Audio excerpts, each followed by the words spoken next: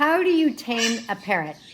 Hi, I'm Kaylin, the author of The Parrot Bond. In this video, Quantum and I are going to talk to you a little bit about some basics on taming a parrot. I'm going to say that, for argument's sake, there's going to be three categories when it comes to parrot taming. Category number one is a parrot you don't really have to tame. Can you get on my shoulder? You want to get on my shoulder? A parrot that you don't have to tame is a parrot that you probably got as a baby, but maybe not. But you brought home on your shoulder. Like, good job. There you go. They didn't really need anything. In other words, they were really already tame. Quantum isn't fully tame, but you could see that he's pretty darn good. He's pretty tame. A parrot like that, you can work on teaching them tricks. Do you know some tricks? Quantum might know one or two, and he certainly knows how to step up, but that might be about it. But generally speaking, this really easy parrot already is tame. There's really nothing that you need to do. Parrot number two is a parrot that maybe it was hand-fed, but then no one really spent time with it for a little while. So it's like taming friendly, but you have to do some taming with it. And in that case, you have a parrot that maybe will step up, or a parrot that doesn't freak out when you're around. Category three would be a parrot that is not tame. Maybe it spent 10 years by itself. Like, it's just very not tame, and it's the way you would freak out if you saw a giant that was 100 times your size and it was coming at you and it saw you. Like, they're behaving like that. That category is challenging, and it isn't impossible, but it's very difficult. So back to category number two, they're semi-tame. The best thing, so you have your parrot, they're not freaking out, but they're not like coming to you, they're not cuddling with you, they're not being really sweet. So in that case, what you're gonna do is you wanna really try to spend a lot of time, as much time as you can, with your parrot. The best thing you could do is, like, if you are working from home or you're a student and you're doing school online, have them in the same room with you. And if I was really trying to tame a parrot, I would do like the whole day, as very much as I could. When your parrots are around you, whether or not you're physically engaging with them, they get more and more comfortable with you. At some point, it's pretty darn obvious that you're not going to hurt them. Actually, you're bringing them treats, you're being nice to them, and that's what you want to do. Sweet talk them, sing to them, bring them treats.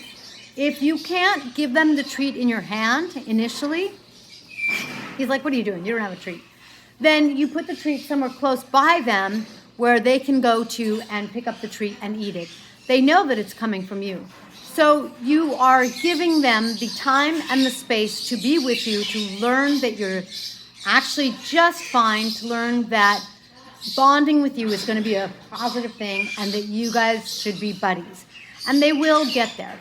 If you're able to get your parrot on your shoulder, you're not afraid that your parrot's going to bite you, you have either enough trust built up, or for whatever reason you're comfortable with that, or you've got your parrot like on your hand or your arm, or just on a perch but in real close proximity to you. Let's say you're working at a desk and you have your perch and it's just right there.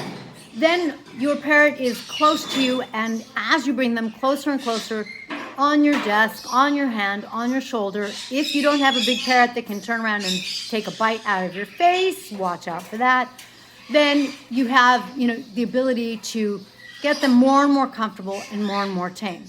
You have to be really careful. Parrots do have the ability to get kind of freaked out easily. Fortunately, African capes like Quantum, they don't really do that.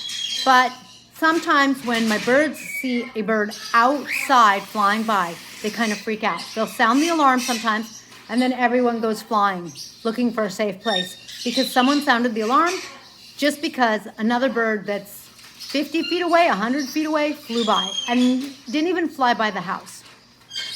So they can get scared, they can get set off, and you have to be careful, make sure that they're not going to hurt you, because sometimes that is their reaction. They just react, they bite, they're trying to protect themselves. So you just have to be aware and be careful and let a sense of trust, mutual trust, build up. Because your parrot has to learn to trust you, but you also really need to learn to trust your parrot. So someone walks by, and even though, generally speaking, Quantum doesn't freak out, he freaked out. Fortunately, he didn't bite me. We have mutual trust built up. I don't feel like he's going to bite me, and now he's coming back. Come here, sweetie. But he does.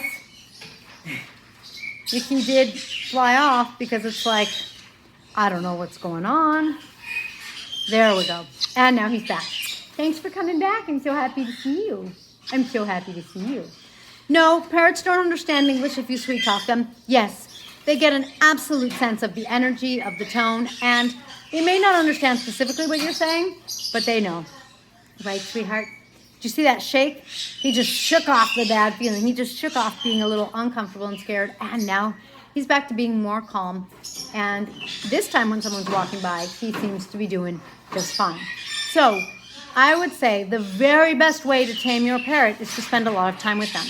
Now, if your parrot is in that third category, they're not wild, but they almost might as well be.